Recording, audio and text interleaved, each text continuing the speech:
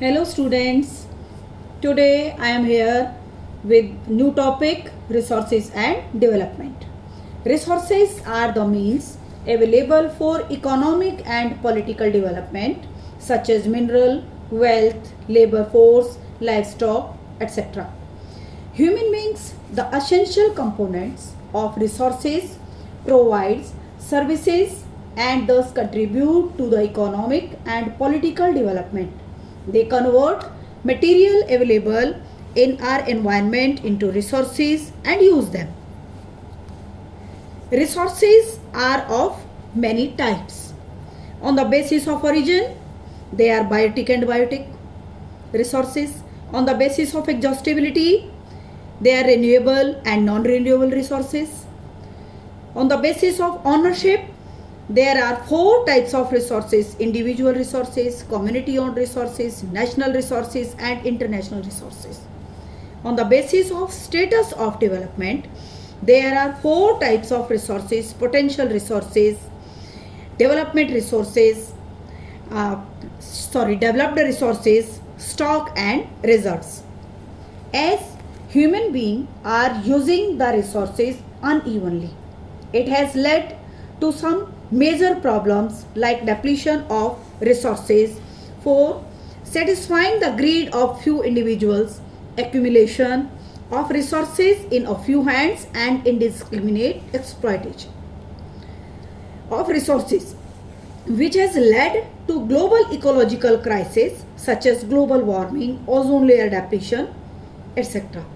An equitable distribution of resources is very important for sustainable existence of all forms of life and global peace. So, resource planning is very much required. It is very important.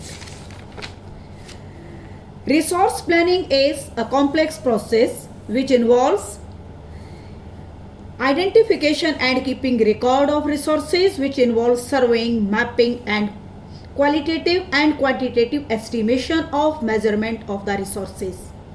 Developing a planning structure with proper technology, skill and institutional setup for implementing resource development plans. Comparing the resources development plan with national development plans. So, resources are vital for any developmental activity. Its conservation at various levels is important to overcome the socio-economic and environmental problem. Land resources are very important. About 43% of land area of India is plain, which provides facilities for agriculture and industry. 30% mountains that ensure perennial flow of some rivers, provide facilities for tourism and ecological aspects, and 27% plateau region which possesses rich reserves of minerals, fossil fuels and forest. Land resources comprise forest, land not available for cultivation, other cultivated land, fallow land and net sown area. Human activities such as deforestation, overgrazing and mining have contributed significantly in land degradation. Now we will understand soil as a resource. Soil is the most important renewable natural resource.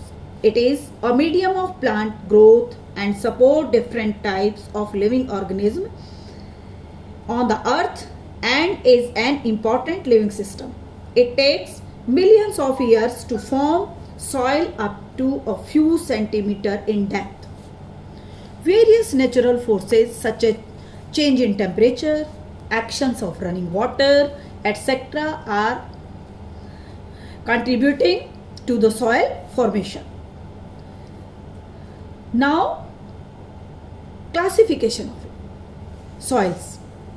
Soil can be classified on the basis of the factors responsible for soil formation: color, thickness, texture, age, chemical and physical properties.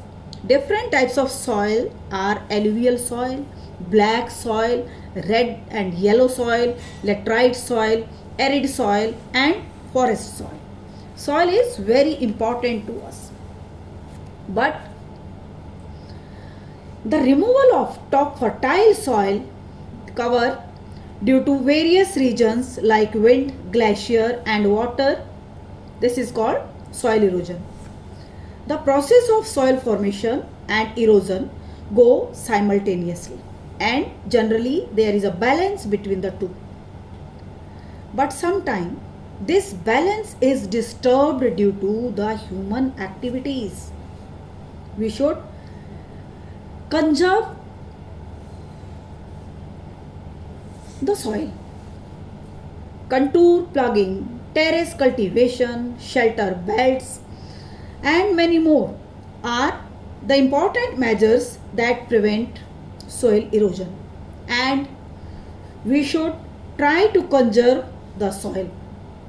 Children, it was all about the resources and their development. I'll back with a new topic. Thank you and be safe.